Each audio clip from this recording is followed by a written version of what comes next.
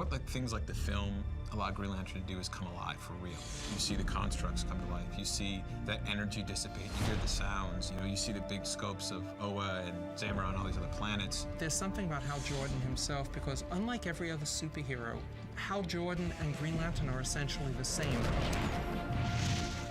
He is a bit of a throwback character. Hal!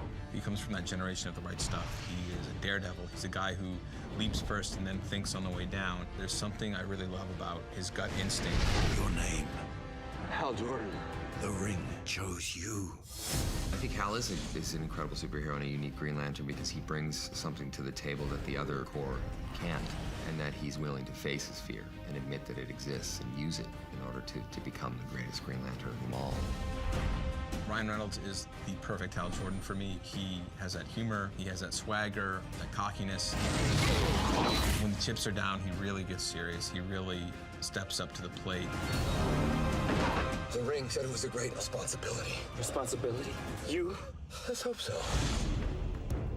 Well, the great thing about Green Lantern Rise of the Manhunters is that there was a lot of time and energy and effort spent on making sure that it didn't repeat the movie.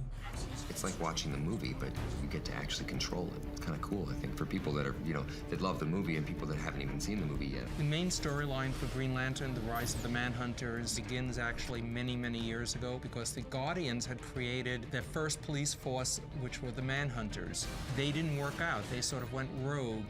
So the Guardians discarded them and created the actual Green Lantern Corps. But now the Manhunters have come back, and they intend to destroy the Guardians and the Green Lanterns. I think it's going to appeal to Green Lantern fans because it's almost like getting a sequel. It's the character that we know from the film, but it's set in a whole new world with whole new threats, and I think that they're going to love that. I think that the Manhunters in the video game are pretty damn interesting. I mean, I almost wish that they were in the movie as well. They're pretty cool. The whole concept of Green Lantern is perfect for a video game because the ring uses energy, the ring needs to be recharged, the ring creates all these different constructs, the ring can let you fly, it can protect you. It's just perfect for a video game. One of the strengths of Hal Jordan and all the Green Lanterns is that they create all these images from their rings. They create these things that are weapons and other forms. That is so great within the context of video games. The best part about it is co-oping with Sinestro.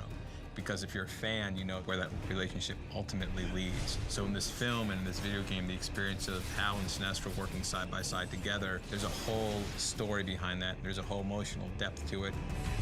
Everybody's bringing Green Lantern to a whole nother level through what they do, through the film, through the video game, through everything that's happening outside the comics. It just adds a whole nother depth to the Green Lantern.